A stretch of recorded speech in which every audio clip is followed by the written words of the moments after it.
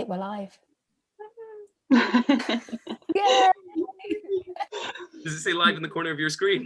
Yes, it says meeting is now streaming live on YouTube. Amazing. Okay, I've learned from previous, I have now muted the YouTube page because there was a wonderful moment last week where, this is the worst way to start, I'm so sorry, I'm rambling already.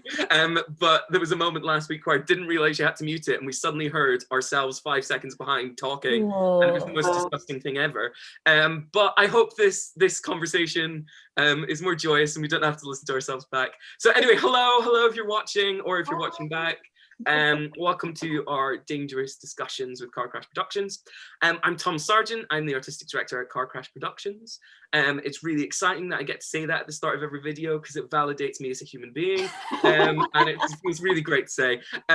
So this week we're talking about media pressures, kind of what we've called it, which encompasses all things social media and the things that come along with that. And today we have two wonderful contributors. 2 minutes in and I can't speak. Who I will let introduce themselves because they are perfectly able speakers. I'm going to chuck it over to you, Alex. I was about to say enabled speaker. I don't know what to say about that. But yes, my name is Alex. I am head of outreach at Car Crash Productions. I'm a director, I'm an actor, and an educator, as we like to call it. I'm Kat, and I feel significantly inferior after listening to you two. No. I basically draw doodles and yellow squares on Instagram and a Scottish positivity blog called You're Alright. So. Incredible! What a smashing bunch of people! Cool. So I'm going to kick us off with just a thought, a question, a query, which is, what is media and kind of its branches that come off the word media? What does that mean to us? How would we define that? I'm gonna put you right on the spot, Mrs. Shinnick. Mrs., I've just married you off, Miss Shinnick. Does it come with money? What is media? I guess media, like the first thing that comes to mind is the really sort of, I don't know, mainstream obvious thoughts about like news or social media or things that give us information, I suppose. Things that people create that are meant to entertain is my immediate thought when it comes to media. That was quite concise. Good start. Go on. I like whatever Alex said. No, truthfully, I do agree. Like, I think it is. That's what pops out of your mind. Yeah, I mean, that's the most concise answer to the start of this I think we've had so far. But it's really interesting because I think what media has evolved and will continue to evolve throughout time. I mean, it's really interesting sitting back in front of a bookcase that is full of books, because I would call books media, but I think instinctively you wouldn't necessarily think of books when you say the word media. Mm-hmm. I guess my generation would potentially go to things like DVDs first, which are on the other shelf. Yeah.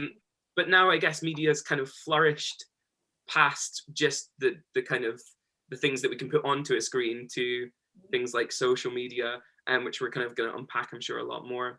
But I guess those generational differences are vast. They're huge. Mm-hmm. Yeah, for sure, because I still think like the older generation, like my mum still gets a newspaper every week.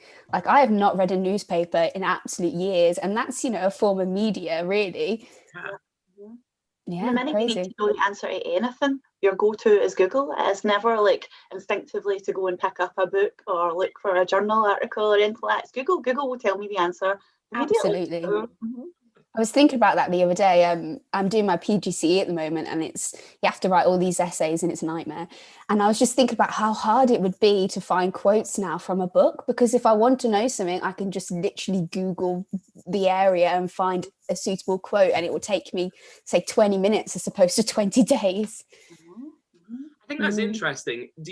I mean, I guess I don't know the answer to this, which is why I'm asking it. Do you think that people have, as media has evolved, lost certain skills? I don't know that I could quite literally look up a bibliography and in a book and go, okay, I need this from this page without the internet telling me. Be pros and cons though, wouldn't there? Because for every skill that's lost, like digitally or like in the tech world or whatever, there's so many skills that especially younger people gain constantly accessing media through like digital devices and stuff like that. So I don't know, you could probably get a decent argument for, well, yeah, but you don't need to do that because look at all these things. So yeah, but I definitely think there are some skills that are lost. For sure.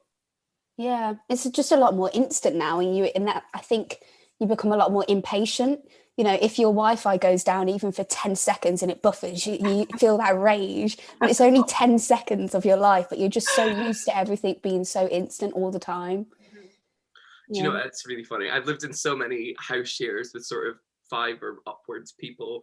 And when it's like 11 o'clock at night and everyone's been like, oh, good night, I'm off to bed. And they're off in bed and you're off in bed and the Wi-Fi goes down. Suddenly no one in the house is asleep. And you're like, oh, were we all awake? We were just sitting in our bedrooms watching Netflix. And it's like, oh, we're going to have to talk to each other. And you get your candle out and sit in the living room. But your talk is all about the Wi-Fi not working. It's like we can't communicate anymore. Yeah, which I mean, I guess is partly why we're having this conversation, is it's to kind of think about those specifically. But without the media, without the internet, if our Wi-Fi went down right now, I don't want to curse it, but I mean, this conversation wouldn't be happening, I guess, without that. Yeah, that's true. We'd have to write each other a letter. Oh. When was the last time you received a letter? It wasn't a bill, to clarify. I actually received one not that long ago, and that's because I used to live in New York for a while, and so there was like the school that I worked in, there was different like friendships and things, so different age groups of people that you built relationships with. And one woman was like, she was like head of the department, a teacher, educational background, whatever, but she was an avid poet as well, and she just loved like the written word. So she used to always say to me, like, if you go back to Scotland or whatever, I will write to you. And I used to be like, sure you will, okay, you send a text message or an email or whatever. But no, she like truth to her word, like she did. So she sends me letters like every now and then, and I got one maybe last month probably, just an update, like, and it was so nice. It was so nice for somebody to write to you, to take the time to write you a letter. Like, it was so lovely. That's like inspired me. I feel like I want to write a letter now. I feel like that definitely letters have been replaced. Like, I feel now voice notes are a thing. So I try and keep in contact with people that are international across the country by using voice notes. But yeah, just receiving that letter, it's so much more personal, isn't it? Write a letter? That's such an interesting thought, that kind of letters have got lost as a medium, but in turn they become so special, because it wasn't special to get a letter, let's be honest. Whereas I think you're so right, Kat. I mean, it's you get a letter and it's handwritten, you're like, oh, I'm gonna read this. Is that like touching the paper? Well, like, it was just so nice. Yeah, I guess it's because you also look at it and go, someone's made effort on this. There's work that's been done here. And I guess with the likes of a voice note or a message, I can do that anywhere. Literally, you could be on a toilet. I often am. Took us 8 minutes last week to talk about jobbies. Sorry, Tom. No, absolutely, you're fine. Go on. Just when you said you were on the toilet there, I was like, you can totally hear everything else that everybody else is doing when they're voice noting you. And sometimes the voice note is a rundown of what they're doing while they're voice noting you, and you think to yourself, we're not even at the message yet. You're just crossing the street and it's so busy. Oh my God, I nearly get knocked down. That's so true. Okay, like, that's so true. Oh, can you hear the dogs barking? Can you hear the birds tweeting? Positive to voice notes as opposed to letters, because you physically hear the environment that person's in and get much more like absorbed into their world in a way. Yeah, that's true. That's a nice way to think about it. It's true. We must find positives in this as well. We're obviously talking quite in depth about the things that we've lost, but there is, as Kat quite rightly said earlier, there's so much that we've gained, and there's so much positivity from that. I guess I'm interested we talked a little bit about generational differences. Certainly I think for all of us, we communicate differently from the generation below us and even the generation above us. And I'm slightly fearful that we are we're making the kind of gaps between these generations even bigger by the way that we communicate, because I can't communicate with some friends who are 20 years older than me without writing them a letter, potentially, because they don't have social media. I mean, I can send them an email, but that still feels like a letter to me. Is that strange? Yeah. Yeah, I know what you mean. I think, like, for example, my nan communicates with my mum. So my nan lives in Tenerife. So the main communication she has with our family is through telephone calls and Skype. But she's just not a tech person at all. So getting her to work Skype and getting the camera on is honestly about an hour of work. That's just not worth it. So then you have to call her, but then the line is faulty, or she's shouting at you, or you're shouting at her. And it's really challenging, actually. Like, you can come away feeling quite, sometimes a bit stressed from that. You're meant to catch up with your family member. You're actually feeling a bit frazzled. And whereas think about the way you contact your friends, you just send them a quick text, or well, not even text anymore. Who texts anymore? I don't know. I mean, Tom is slightly guilty over there, but I feel like Tom might be the only person I text, actually, and the other people it's either Facebook Messenger or WhatsApp. It's crazy. So it's already, there's a massive divide. Yeah. And what generations deem as acceptable as well, because I remember a few years ago, like when people were allowed to be together and have fun and like celebrate things like big events like New Year or whatever, like there was older people that I know of like totally annoyed that somebody had texted them Happy New Year. Like they just thought that was like the height of disrespect. Like, you don't text somebody Happy New Year, like your phone or your first foot or whatever. So I think depending on the age, like we wouldn't think twice about that, and people probably a lot younger than us would never even consider it. It would be like, you know, midnight's came, I'm going to text everybody or whatever, or voice note, whatever. But it was funny. This guy in particular was so annoyed. He's like, how dare they text me Happy New Year? I was like, what's up with that? It also made me realise something, and about announcing events. So when something happens to you in your life, like, you get a new job or you get a partner or something, you're so used to now people seeing it on social media. I've forgot to tell family members like big events in my life, because I just somewhat presume that they'll see it on Facebook, and it's like, oh, I never knew that happened to you, or tell me more about it. And you think, oh, didn't you see it on Facebook? You just presume that everyone knows everything about everyone these days. Yeah. And like sometimes if somebody tells you a piece of information, I'll go, how do you know that? And the answer is almost always they posted about it on Facebook or something. Absolutely. And I don't actually have Facebook, so I'm always like, well, you need to tell me. Like, I wouldn't know. So but true. It's funny because that's the usual response. Like, actually really made me think of something. So I hope my friend doesn't mind me talk about this. I haven't asked. Oh well, she won't mind. So she's pregnant and she's having a baby girl, and she announced all that through social media. And it was only like a couple of days after she realized that one of her friends is even on social media, like one of her close friends. And it was like, oh, I'm gonna have to, tell her, like ring her and let her know. And that's just so, strange. You just forget that people don't exist in this media world. I think that brings up such an interesting point about feeling the need to just tell the world these things over social media. I mean, this culture of kind of announcing things like they're big announcements. Of course, there are big announcements in lives like babies. But I feel like a lot of people announce things that aren't so big, perhaps. And there's this kind of announcing culture, to give it a name, that exists now in social media. I don't necessarily, I mean, that's great that people kind of keep up to date. And I guess what is social media for if it's not to tell people your news? But what is news? Like seeing someone brush their teeth, is that news? Right. Because we've all sometimes I'm going on Instagram and I see, I don't know, some celebrities' makeup routine, or even worse, well, not worse, but just different, their like nighttime cleansing ritual. And for some reason, I'm slightly interested in it. But there's another part of me that's like, I'm watching someone wash their face, Oh, mm-hmm. and we're It's that used to rabbit that. hole. It's only when you're at the pit of total despair in social media watching a video that just literally makes you realise that you've wasted like your whole evening, and you think, how did I get here? But it starts off with somebody washing their face, and then you're looking Yeah. at somebody brushing their teeth, and then there's a new moisturiser, and it's a dark, dark circle. Like, it's horrible So sometimes. strange. We're watching other people live their lives Mhm. Yeah. instead of living it ourselves. Whoa, 17 minutes in for a life check there.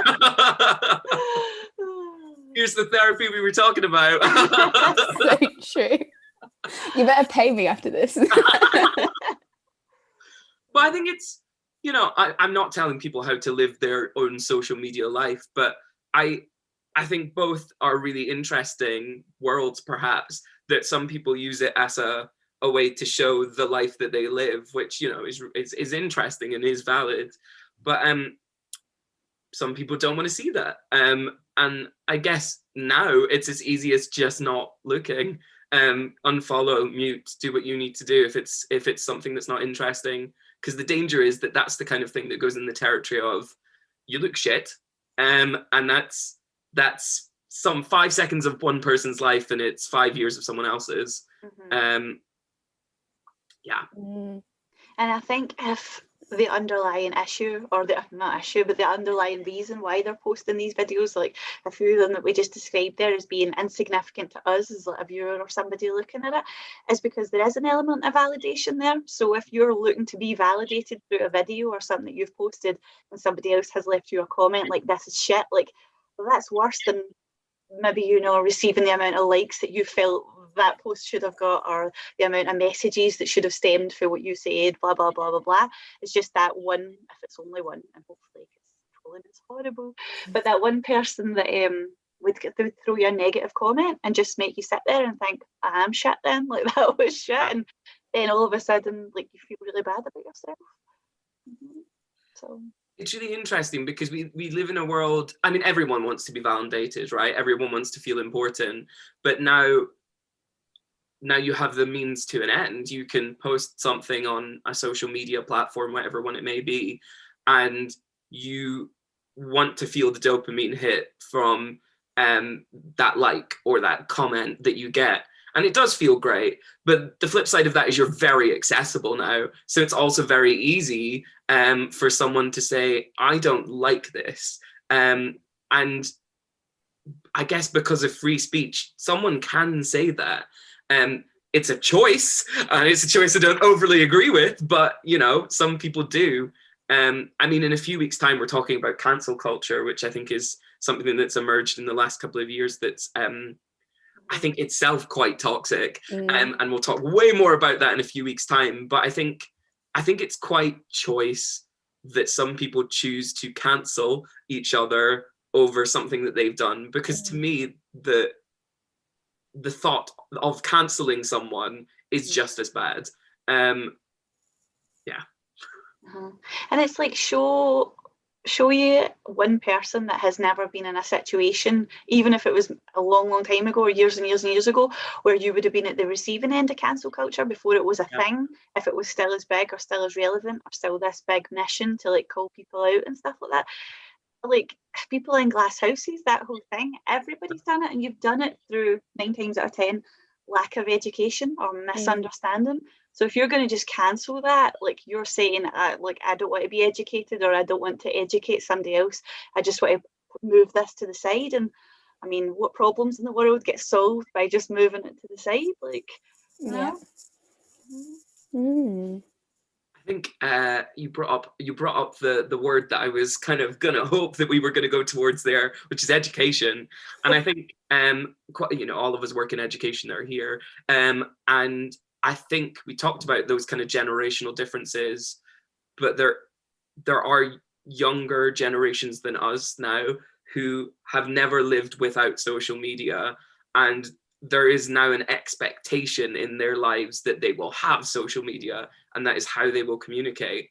And I don't necessarily know. I mean, I'd be interested to hear from both of you about your schooling experiences, but I don't think that is something we were ever taught, and I don't know that I necessarily see it being taught in school. I mean, you're you're not told how to post things. You go and learn that yourself. But I guess you're taught what's right and wrong online, but those lines can be blurry. For sure. I completely agree with that. I think particularly with social media, and if you think about our journey of like how we've learned how to do social media, you know, we've made mistakes. I mean, I don't know about you, but my first thing was Bebo, if anyone Bebo. remembers that.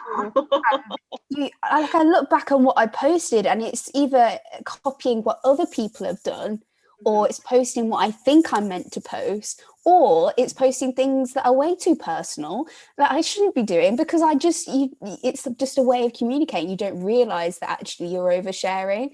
And I think that's probably the same for young people as well. They're seeing you know, celebrities or actors, actresses, singers, whoever on Instagram. I'm focused on Instagram for now, and seeing what they post, and they want to mimic that, not realizing that it might not be appropriate because of their age or disrespectful or just you don't get taught. You're completely right, Tom. You don't get taught what's right and wrong, or that it's okay not to be involved in any of that as well.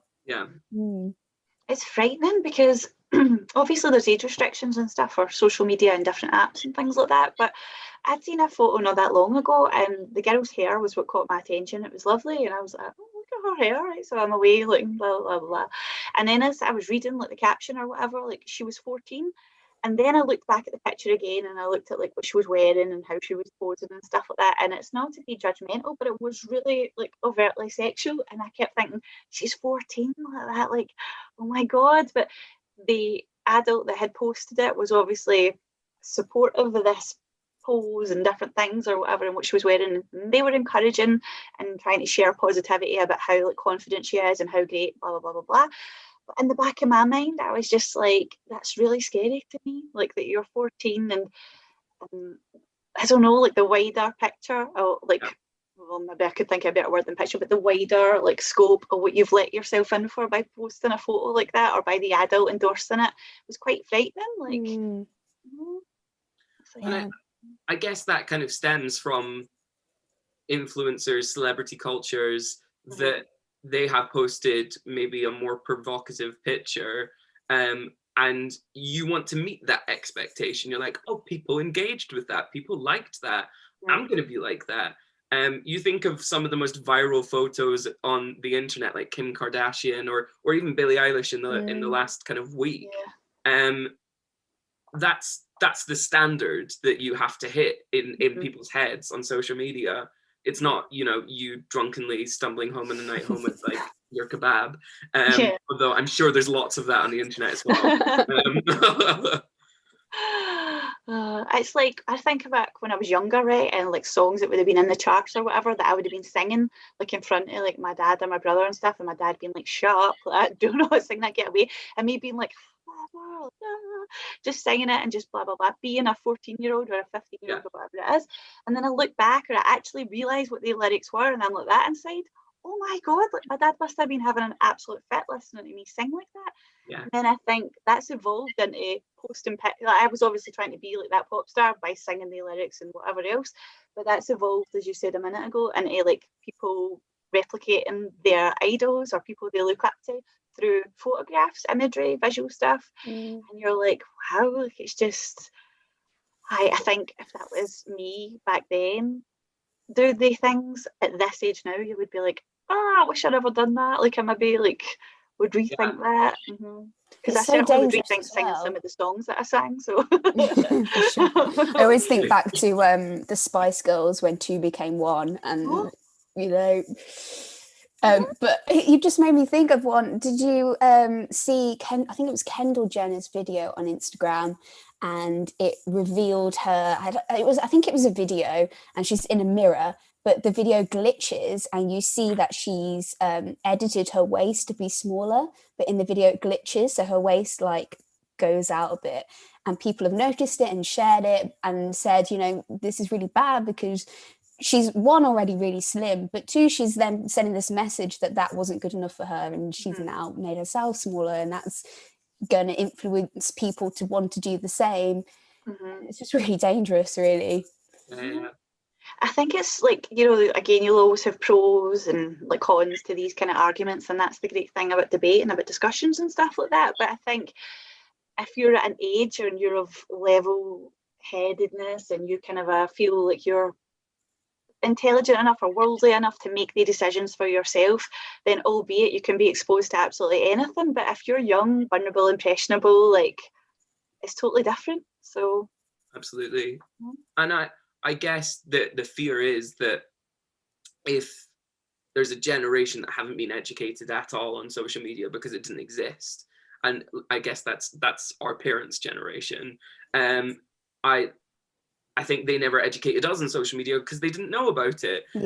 So you can't, it's not an expectation, but arguably quite a lot of that generation are the teachers now, and they now have things like Facebook, but the kids will never have Facebook because Facebook is for old people. Quote, it didn't come from my mouth.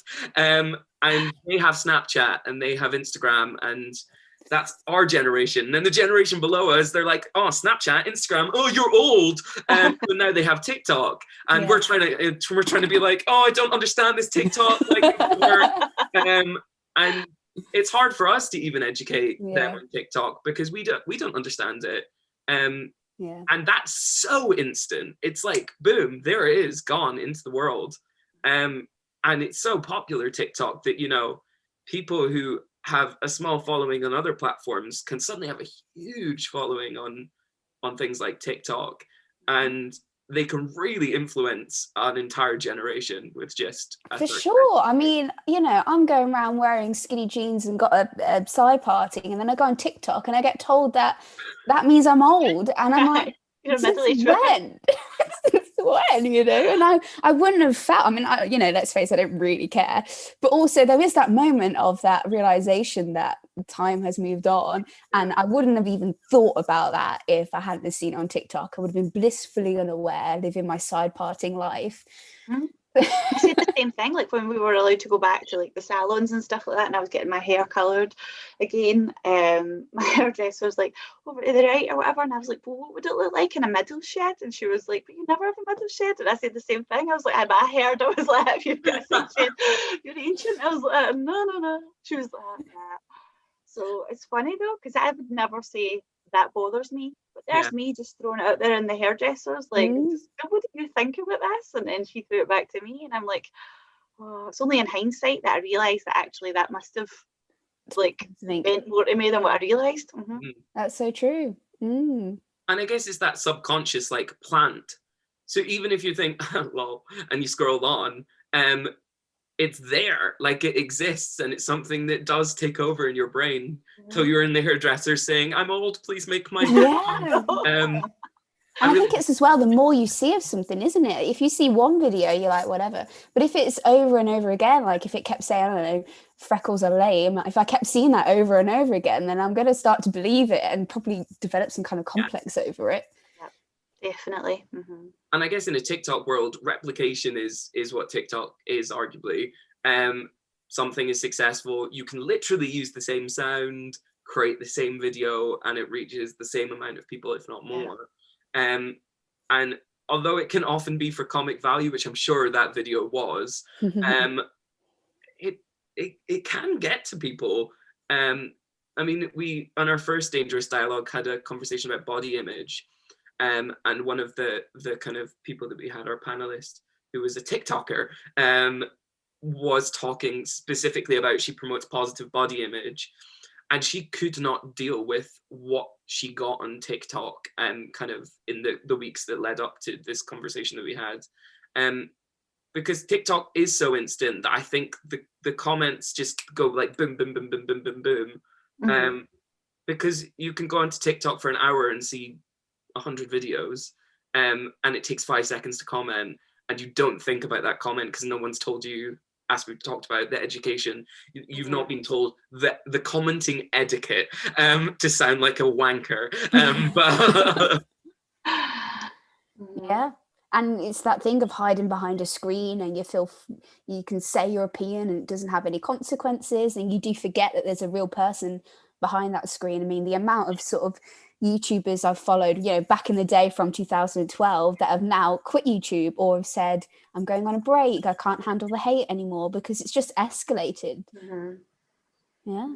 It's suddenly, and you know, again, pros and cons, as Kat said to this, everyone now has an opinion that is as valid as anyone else's. That's not changed. That's always been a thing. But they can let other people hear it and let other people see it. And people will either agree or disagree with that. And it's difficult when those opinions are challenging something, because that could change things for the better, or it could really destroy someone.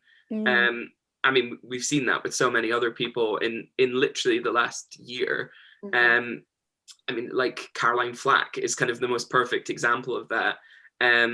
That I guess you forget that even these people that feel so out of touch 10 years ago, these really high profile celebrities, now see what you say about them and how you feel about them. And it's not just celebrities, but I guess they have the biggest platform, and they are the people that have to, on a daily basis, take hate. Yeah. Because the culture for so long that was like, if you were famous or you were a celebrity, then, you know, this is part of your world, this is acceptable to you, like you've put yourself out there, so therefore if people are going to slate you, slag you, say nasty things, whatever, that just comes part and parcel of whatever it is. And I think that from an educational point of view has taken a long time for generations and for people just to say, actually, that's not okay. Like you say, when you realize they are real people, they're not just people on TV or in different things or on Instagram or whatever, they're real people, and your words will have a lasting effect. And I think, like, with the Caroline Flack thing as well, there's that element of like fake news, because the media, like we were talking about at the very beginning, like the actual media, if you like, the news outlets or whatever, the newspapers, they were selling the public a story about a particular incident in her life which wasn't 100% accurate. But by doing that, the social media apps and social media reporters or whatever picked up on it, and then before you know it goes viral. So the likes of you and me looking at that, you might not even bother researching that. You might not be interested enough to look further into that, but you're seeing a headline or you're seeing a story, and that's what you're applying to her. Like, she must be a terrible person because she's dead, and it's just that instant intake of news, which isn't particularly accurate or, you know, appropriate. And when it, like, again, I think it was you, Alex, said a minute ago, like when you're constantly told that or shown that, like, you as a consumer, like, start to believe it and buy into it and then form opinions based on it, and you don't have all the evidence and you don't have all the information. But then if that was you and it was your life that was being spun in that direction, there's probably part of you that would, first of all, probably feel like you are a really bad person, and that maybe would struggle to differentiate between what really happened and what they're saying happened, because there's so much hate there and so much negativity. Like, I just think I wouldn't know how to even begin to navigate that. Like, it must be, especially like high profile people, it must just be totally consuming. Like, I think the problem is as well, back in the day, to get some news, we would watch TV. I can't even tell you the last time I watched TV live. You know, it's either I've recorded something. I don't watch Line of Duty. I know. That's a different dangerous discussion anyway. How do you end this call? I will try. I feel like, well, okay, we'll get into that another time. We're about to start going down something there. But now, like, I either get news from a friend telling me, oh, did you know XYZ?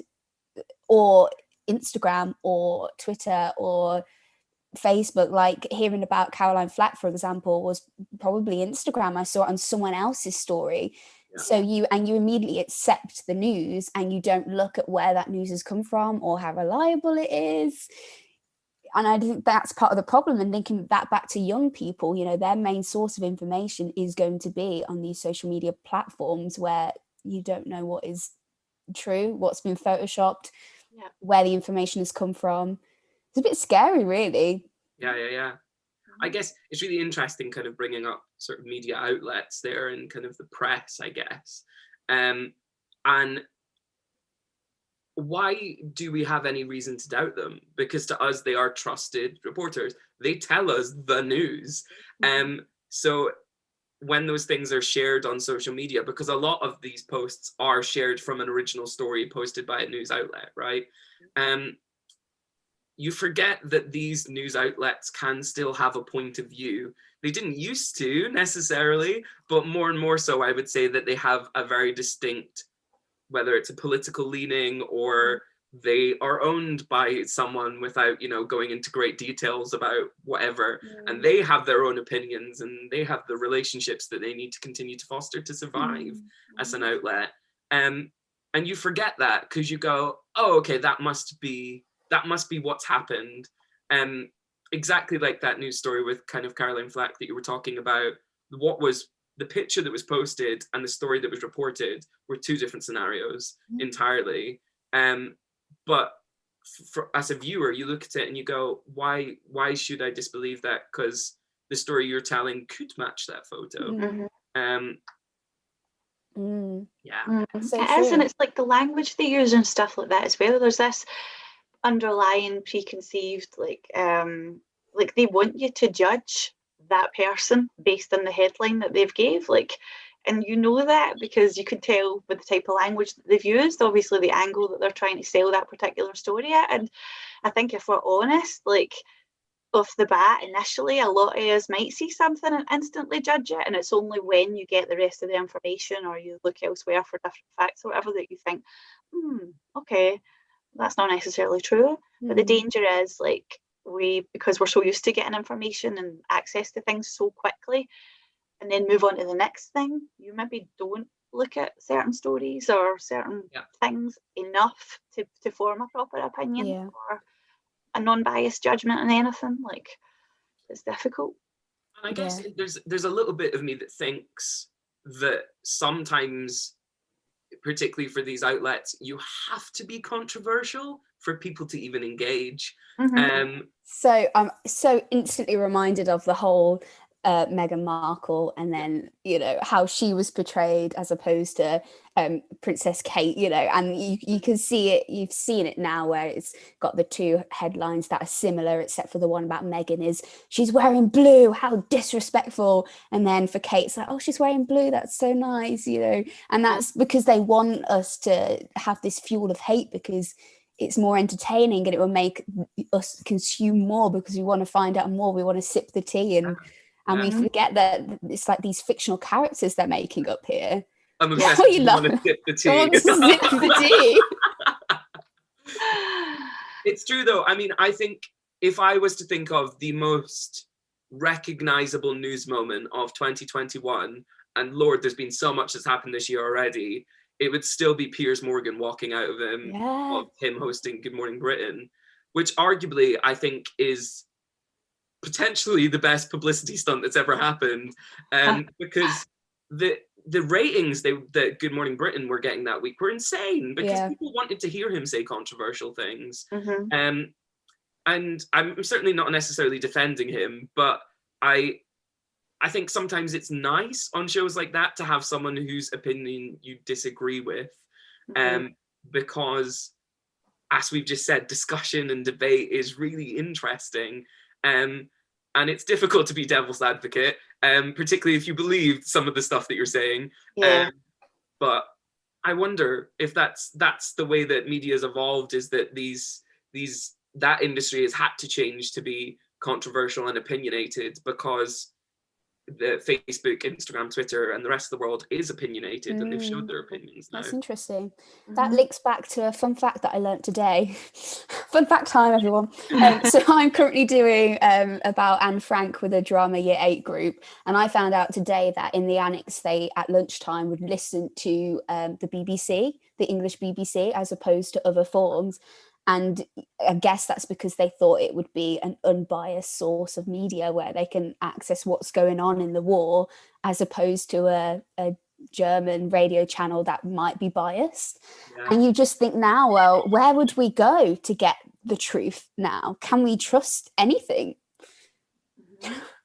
I know, everything feels so incentivized that you're just like, I don't know, there's so much to gain, and across the board, that you think to yourself, I don't know, I would be the same. Years ago, you would think particular news reporters or particular news stations or whatever, that's where you go to find out what's happening. But like you said, like now, you don't know. There's so much corruption. You just don't know. We need AC12 to work it I all out. know. You never get that, Alex.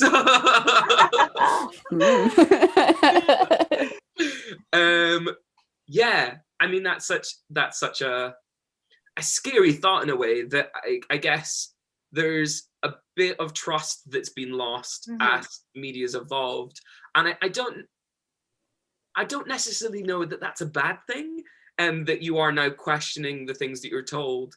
I mean, I specifically think so. Alex and I both went to the same drama school. We both went to East 15. Big up the East 15. And it's a really international school, which is excellent.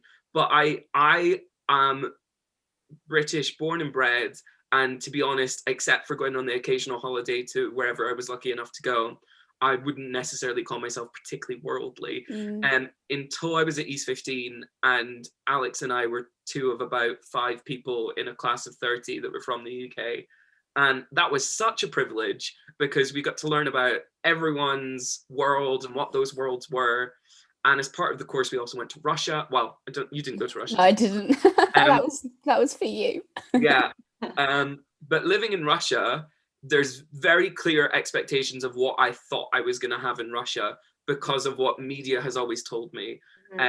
You're always told Russia is scary. Russia hates the gays. Russia is this, that, and the next. And we got there, and that was not Russia. That was not the Russia that we were living in. It was one of the most friendly places that I've ever been. It was so welcoming. It's also a huge country. It's really difficult to judge a country is that vast on potentially things that their government might do. Because if we're judging on countries' governments, then we're fucked. Yeah, we're fucked. Exactly. Also, sorry, just need to shout it out because it is this week. Get out in your local elections and vote. Have your say, because we don't want to be fucked anymore. But yeah, I guess that's, to me, in my grand old age of 27, the first time I'd experienced propaganda and realized what I'd been told in my own country by media that I trusted was wrong. That's interesting. And what you were saying about having an international course as well, they do challenge you on the way you are. And, I had a great friend who was American, and she just loved saying what was wrong with Britain just to get me angry because I'm very patriotic sometimes. And it was good for me, I think, to be like, no, actually, the way you do something is stupid. Why don't you do this? Why don't you call things this way? Because you're so used to that way of life. And it's a good form of education. Definitely. I think it's really interesting, kind of those clash of worlds and experiencing those opinions, because I often look at people on Twitter, particularly because I think Twitter's the one where people go to shout into the void and be angry, particularly. I mean, there's some wonderful stuff on Twitter as well. Twitter's where I find jobs. But I often kind of look at people and think, why should I care about your opinion specifically? I'm never going to tell you that because I think that's rude to say, but it's a thought that goes through my own head of, like, thinking of in the States, because you brought it up, the Capitol, what would I call it? Intrusion? The protests that happened right at the start of the year. And it was terrible.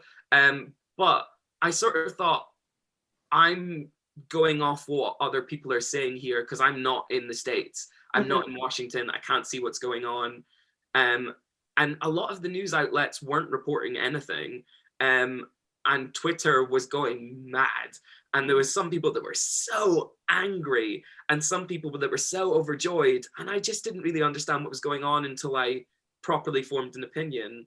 But then why is it my place to then give my own opinion on it?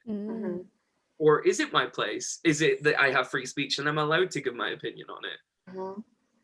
I think it links back to that thing of following other people, because who knows what we're doing in life. So we take cues from everyone around us. Yeah. And no matter what it is, like with Black Lives Matter, it was when people were posting those black squares, for example, there was a hashtag that went along with it that we were people use, and then we found out not to use it for whatever reason. But all that in a way is just us all following each other. And then this is just my experience, but then it was a case of, oh, I need to get more educated on this. I don't actually know what it is this is about, and I'm just knowing that it's a good cause and just immediately feeling like I have to share my opinion. Yeah. And why is that? Why do I think anyone cares what I think? Yeah. Weird. And you feel there was an element, I think, in that particular thing as well, where I definitely felt pressure, and I know a lot of people felt pressure as well, because you were thinking, if you don't actively or publicly support it, people might get the wrong impression of you. But by supporting it like that, I was conflicted, because the people that have been campaigning and raising awareness for Black Lives Matter for such a long time were saying you're actually preventing people from accessing information that's a lot more important than the black square. So like I was like, oh, because you sort of felt like you couldn't do right for doing wrong. But then in that, it did lead you to go, right, well, what do I need to know, and like where would I get that information? And it was much more beneficial. Like And that's definitely for me a positive of social media, particularly as I've got older and it's been less about clothes and makeup and skincare routines. It's been a lot more political and a lot more raising awareness and hearing about different people's stories, which, let's go back to that generation thing. My grandparents have got such like narrow minds that I try and squeeze and dissect and be like, why do you think that way? Because they just didn't have that awareness of other people's stories and other people's lives that we do now. So it's quite a privilege, really, to be able to see all these people that we don't know. It is. And like linking it back to education as well, or like forming opinions or forming views based on like education, like to educate, especially like younger people, like who are at school, secondary school, college, uni, whatever. If they're not engaged in what it is you're teaching, then your teaching strategy or whatever is lost. But if you can meet them at their interest level, that's half the battle. You're kind of reeling them in, something they're interested in, and then you're going to give them the information. So if you have young people that maybe think politics doesn't matter to me, I mean, that sounds like I'm totally just honing in on young people. I'm just thinking about when I was younger and might not necessarily have felt like politics was even like something I should be interested in, because I'm too young, like I'm just a teenager or whatever, like it's not really for me, it's for other people. I'll get there when I'm a certain age or whatever. You don't realise how much it's going to impact you in your future.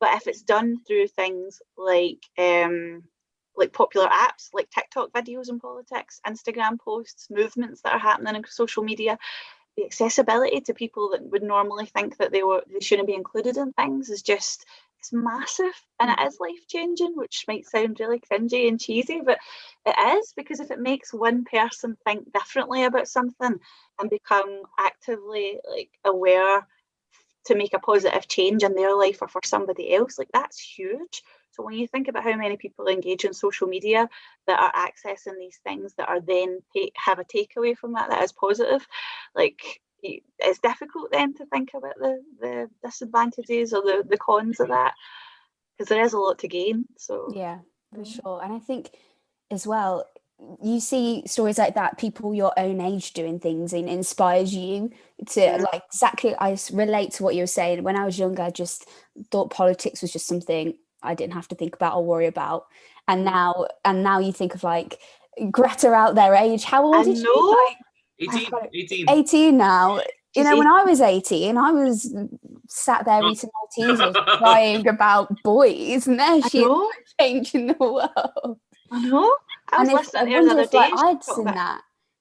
She was like on this thing saying how she was choosing not to fly now, like for like, the environment or whatever, and just talking about how long it took her to travel to a certain place. And I was honestly just listening to her like, oh my god, like I've just came for a group of people that are like, I can't wait till we can fly again and go on holiday and get away and this, that, and the next thing. And there's this 18-year-old that's got a totally different perspective that just makes you kind of sit and reevaluate what's important. Like, it's just good to have that difference of opinion and access to other people's opinions. And it does inspire you to make different choices as well. Like through social media, I've seen people that are trying to have less waste, and it does make you think about how much waste is in your life, or change your dietary needs or whatever, you know, to try and help the climate in some way. Like, I wouldn't have even thought about that if I hadn't have seen it on social media. No, so true. Yeah. I mean, there there are so many positives. You know, we've obviously sat and highlighted so many of the worries and the negatives, but the idea that you, as anyone, can invoke positive change on the world by putting things out there onto social media is excellent. And I think Greta Thunberg's the most wonderful example of that. Thunberg, that's her last name. I forgot it for a second. Well done. Yeah, I mean, you know, your opinion does matter, and you should share it. But think before you share it of the reasons why you're sharing it, I feel like, is what we're saying it. Which I think kind of nicely brings me on to something that I want to talk about. And I think all of us can kind of talk about this potentially from different perspectives, is that social media has algorithms that work behind it that make us see specific things. I have nothing about makeup on my social media feeds because I probably wouldn't engage very well with it.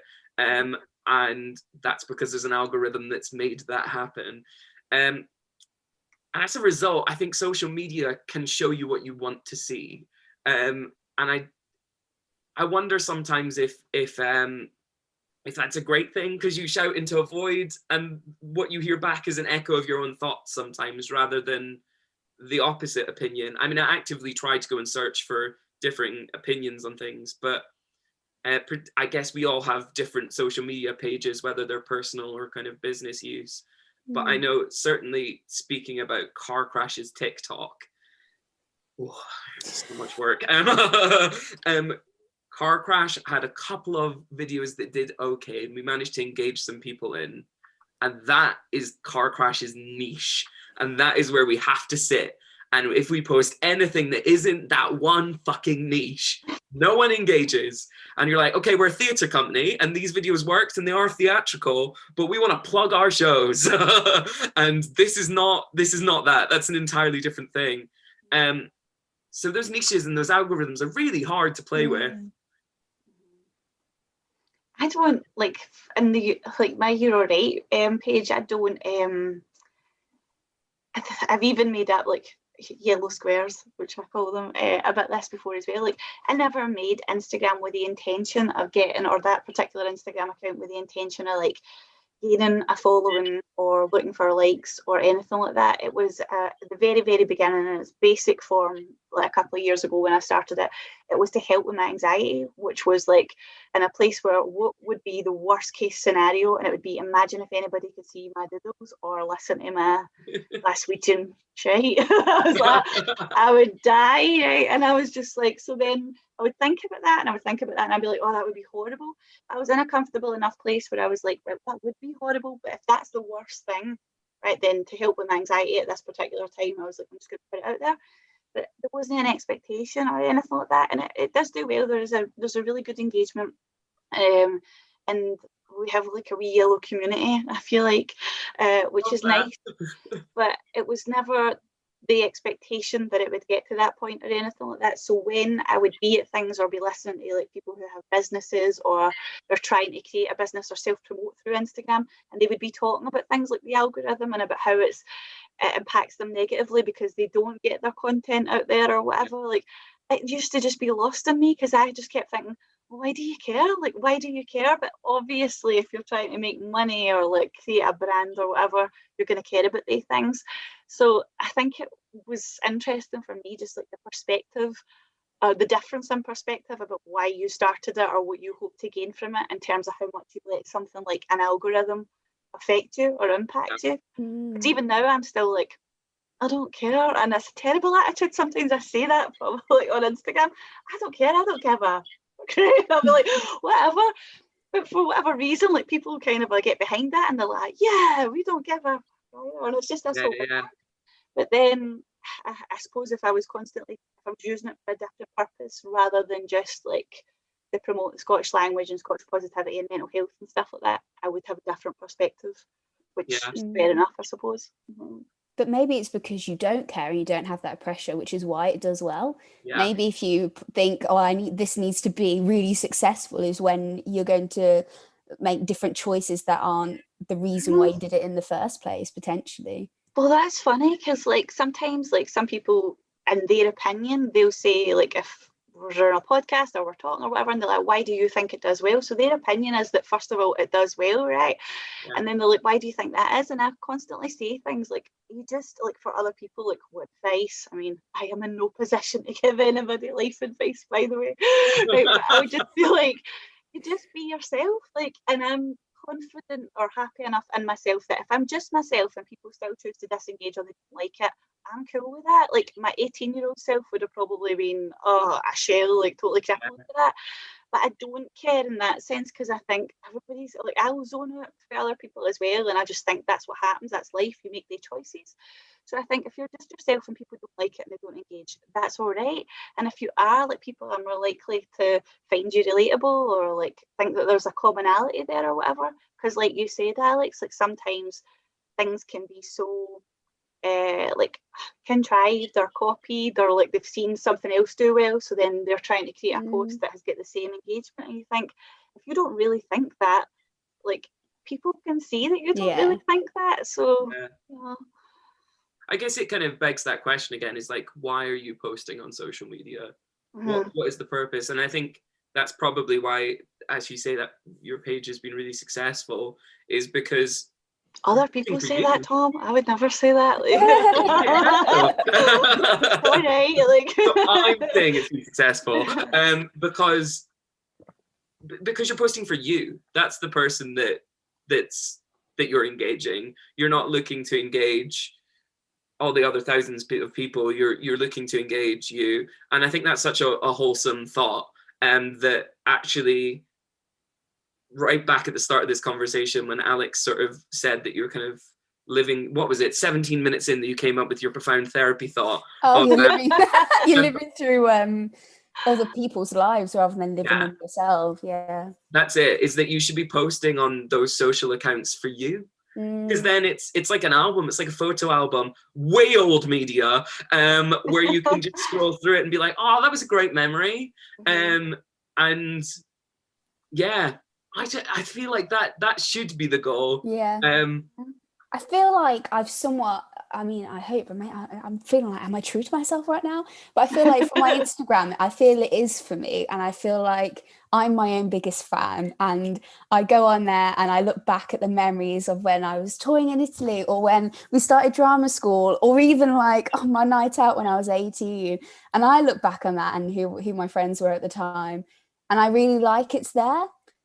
But I can see how other people would have a different relationship with their Instagram, and how it would be for other people to almost show off or to get those likes. Luckily for me, like right now, you can hold me to this. Right now, if I post something and I'm happy with it because it's a memory and no one liked it, I'd like to think that I wouldn't care. Now hold me to that. One day it happens and I'm crying in the corner like, why does no one like me? Yeah, but definitely like scrolling back and seeing the memories is I think the main joy of Instagram for me. Yeah. It's really interesting, because this is where I fess up to the fact I have 7 Instagram accounts. And that's including sort of company ones like Car Crash, that clearly we have, an Outreach, which is what kind of Alex was talking about at the start, which is our like youth side of things. But I also have accounts that I post on for just joy. So one of them is a meme account, and it was purely, I set it up in the first lockdown to give me like a goal. I would post a thing a day just to put something out that was fun and joyful into the universe. And also because I had a hard drive that had way too many memes from when I was a kid. I thought, that's funny, I'll download that.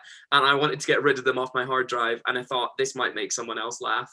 And that did really organically well, but I didn't care because other people saw it and that was theirs. But it was also for me occasionally just to scroll through and go, that seems funny. And that was that. And I feel like the opposite of that, of my own, of Tom's account on Instagram, because I feel, and we talked about this really briefly on a phone call, Alex and I, before this, that if I apply for a job, the first thing that person's going to do, maybe even before reading my cover letter or CV, is search my name. And the first things that are going to come up are hopefully my website, which needs a bit more work, so please don't Google me, and like my Facebook, my Instagram. And I feel like I have to showcase me in work mode rather than me in my social mode, my kind of drunk kebab that we talked about earlier. Even though that's a great memory, I loved that drunk kebab. I can't remember it, but I'm sure it was great. But I'm not necessarily gonna post that there because I feel like an employer will be like, no. That's interesting. You know, that's fair enough, I suppose. Like, I never think like you're all right in terms of that, but if it was a personal account, like, and it was in terms of like it was photos of me constantly, or like my family or my friends or different things, like, and everybody had access to that, then I might think about it differently. Yeah, I would think about it differently. There's no might. For sure. And I think I just had like an epiphany in my brain. So I've gone into teaching this year, but before the whole pandemic thing, I was pursuing acting and directing. And actually, you've just reminded me of thinking, oh, I need to create a professional Instagram account where I showcase like, professional things I've done and headshots and whatever, which I never did because I just never pursued that path. And since then, I've gone the opposite route. And now my Instagram is private. Because I've gone into teaching and I don't want my pupils see me with a drunk kebab. So, and I think it's such a different mentality. At that point, it was about gaining followers and showing off my work. Whereas now that I've made it private, it just seems to be like just my little community of whoever's following me. And actually, I feel less pressure. And I think I post less as well, actually, now I think about it, because it's just more for me. Because I know that, not everyone can just search me and see it. That makes sense. That's really interesting. I feel like we have three very different aspects of outlook, on kind of these social media profiles, which is really interesting. But I guess, as you say, Alex, we're posting for different reasons. Yeah. Whether it's personal or, I guess, professional. I do you know what? I always feel weird saying professional because I always think of like professional being like, I have a tie on. It's like a lot of us kind of creative types have different names. Like my name's Tom, but it's not really Tom. Everyone calls me Tom, but I'm not Tom. And it's really funny. So mysterious. I know. So cool. And I always think of it, it's like I couldn't call it my professional name that I work under. I just call it my stripper name because I kind of feel like it's like, oh yeah, cool, that sounds fun. Ooh, Tom. But I keep my clothes on, thankfully, for all of my Tom work. But, sometimes. Oh no. But, there's a story there. There's definitely a story there, I can tell. It's too many drunk kebabs with Alex. That's what that story is. I love it. Cool. I wrote some notes before this, which is terrible, but there was one thing that I specifically thought we should mention, and I've completely forgotten what it is. That's what it is. It jumps right back to where we started with letters. Letters are wonderful because you have however long you want to reply to them. And I think this is what I struggle most with, and the pressure side of it I feel builds a lot, is that now suddenly you can send me a message like that and I will receive it like that. And if I don't reply to that instantly, you'll send me a message on another platform and another platform and another platform, because you're my friend and you follow me on 6 different things and you have my email and my phone number. So suddenly I have no privacy. I'm the most accessible person. We're all the most accessible people ever. And that's stressful. Yeah, for sure. And I think I'm going to put my hands up here and sometimes say that if I've got a message from someone, and even if I'm just sat there watching TV, and even though I know I can reply, there has been occasions where I just pushed my phone away, because you can get stuck in it, and because it's not just replying to a message, it's then checking your emails and then go on Instagram, and then you're on Twitter, and then you're on TikTok, and it's just, once that phone is in your hand, it's just all consuming at that point.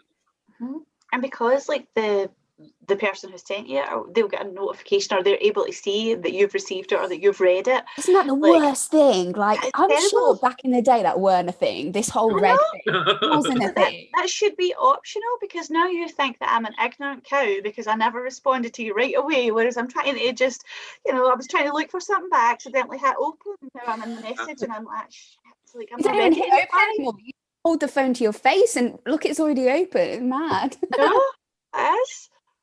I mean, I think the struggle is real, but it's interesting for particularly we talk a lot on Facebook Messenger for work reasons, for whatever work reasons, for the stripper Tom, but Facebook Messenger is connected to Facebook that are now two separate apps. And I think of them as two separate apps. So if I go on Facebook for a scroll just to see what the world's up to, everyone that's on Messenger that sent me a work message, but it's not work hours, so I'm not checking it, goes, oh, well, you were online. You could have responded to me. It's like, well, yeah, but I was having a scroll while I was making a stir fry. And I don't need to reply to you now. I will reply to you. Of course, I will get back to you. But there's suddenly this like ethos of instant. We live in an instant world. And I think things like Netflix, where you can go on and watch any program you want right now. And the same with TikTok, where you don't have to stay on a video like YouTube, like we're on at the moment, where we've been chatting for sort of an hour and 15 minutes. That's crazy. But, on TikTok, 30 seconds, I don't like you, go. Same on kind of any other thing. It's so instant. And that instant culture it's damaging because people expect an instant reply. They expect, particularly if they're asking, I'm so sorry, I'm rambling now. This feels like a rage thing that I'm on. This is a therapy. This is great. This is my therapy. Don't know, particularly when you receive something where someone is like, I need you to do this. Can you do this? It's like, sure, I can do that. It will take me this long. Oh, no, I need you to do it right now. And you're like, oh, why? Is it life or death? Does it have to happen right at this moment? But it's because you can send that message right now. You think it'll be done right now. So we've lost that sense of, okay, we'll get there. It's like the Greeks. I feel like every time I go to Greece, they're like, yeah, no problem, okay problemo. And we get on with life. You go to Greece a lot? I know. My parents have lived over there. It's their retirement place. So we need to get on that. I need to see the kebab in Greece. Kebab Greece. That's it. All the Instagram photos on the private accounts.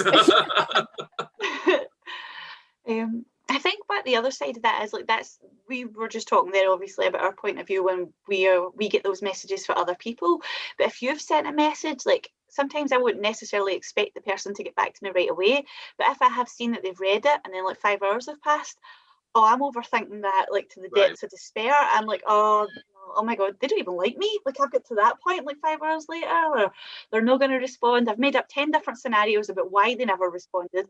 And then when I speak to them, they're like, oh, like I seen it, but I was driving. And I'm like, oh, thank God. Like, because you've drove yourself crazy wondering why they never get back to you right away. And you're like, I do that to people. So, and it's never intentional and it's never on purpose, but yeah. And the notification's gone. So if they've been driving, they've not thought about it. It's not in their mind. They're not thinking about it. I've completely forgot that message even existed, to be honest. Because I get you're in the fetal position in the shower like that. I've ruined everything by sending that message. Like it's crazy how you think, like how it can send you to these particular thoughts. Like it's just.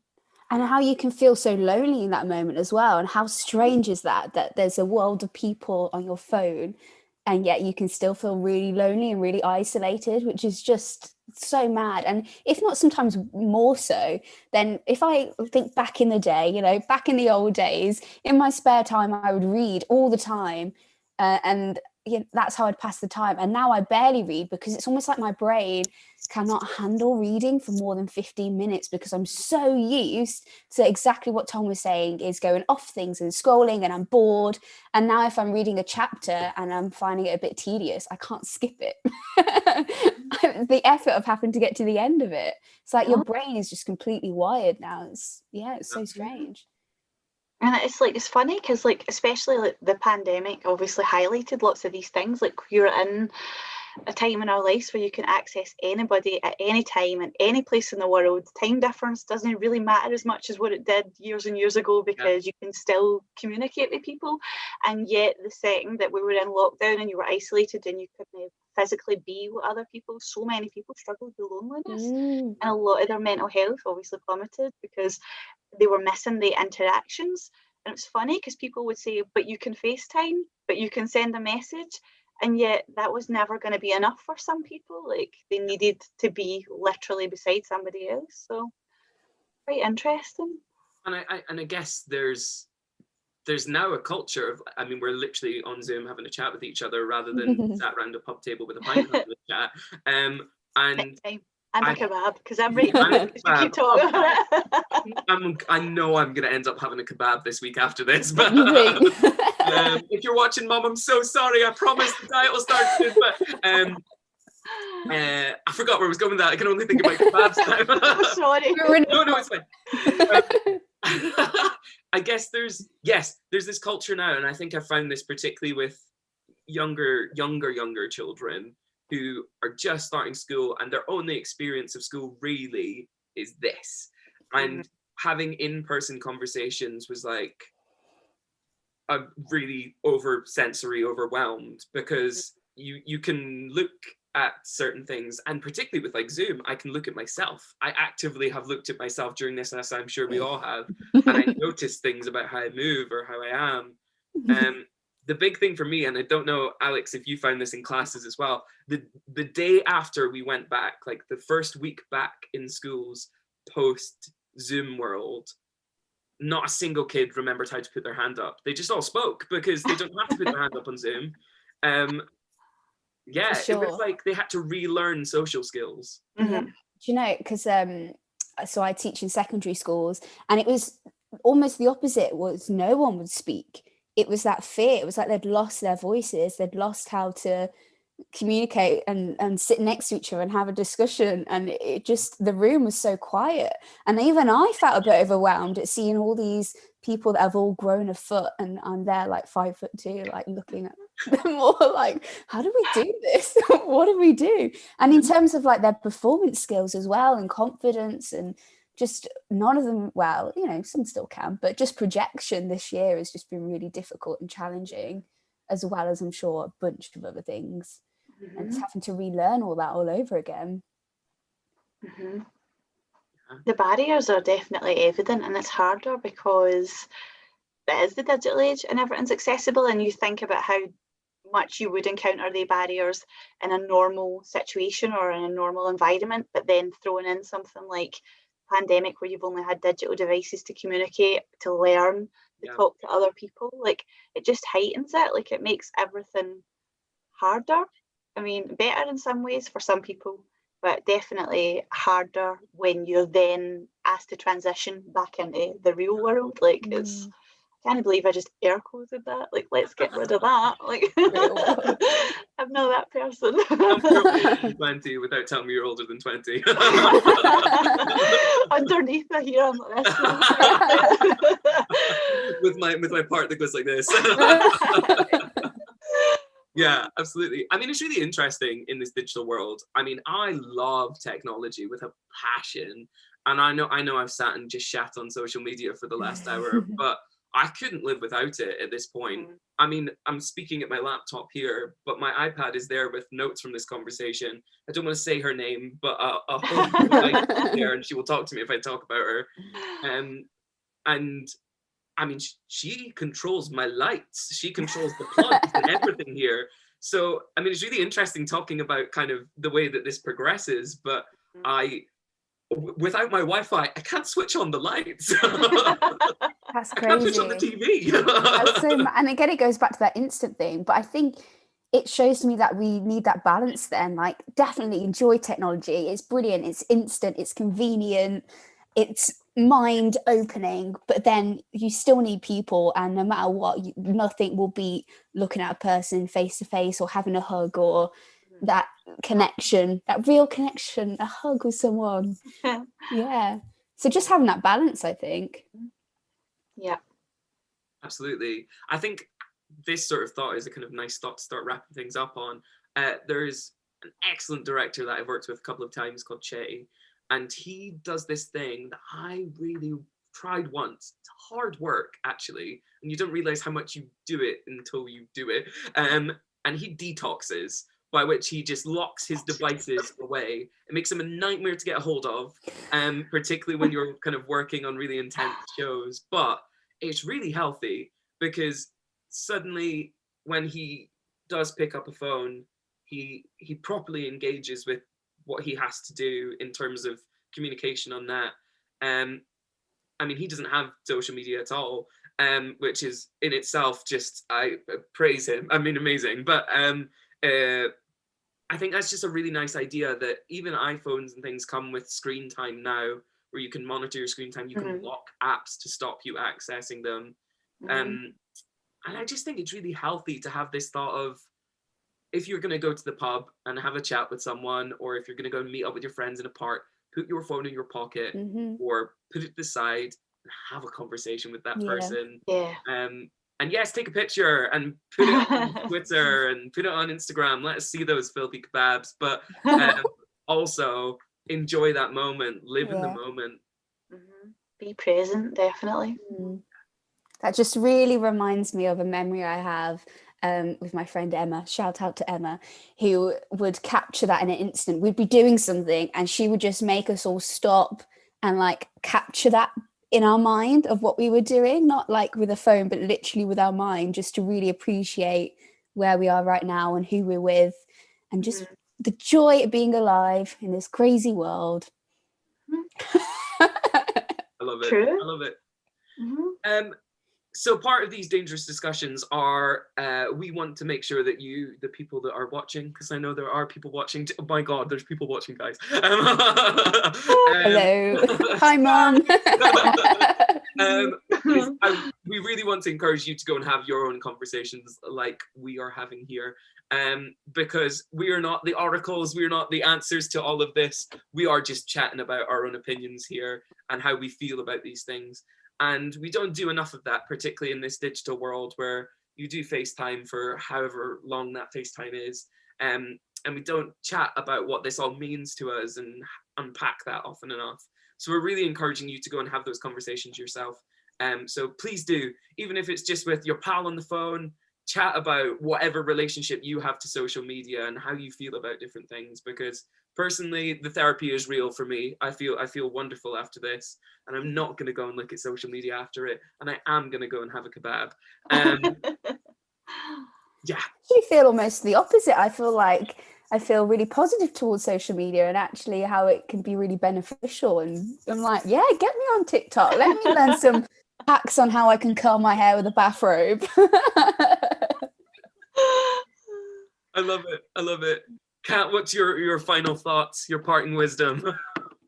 I think probably just echoing a lot of what you said and like finishing on Alex's last comments as well, like about balance. Like it's like any debate, like when you're in a particular path, you can only see that. You've got this tunnel vision for what it is. So if you start talking about the negatives, that's kind of where you let it go. But the minute you start talking about the positives, you realise there's so many as well. So I think people should like look at their social media, their media consumption, and go to their pals and talk about it first and foremost. Like and take the times to be present and active in their lives, and just try and get that balance, which is like some kind of magical word like in everybody's life, trying to balance anything. But so if anybody finds it, like they should probably message me and show me how.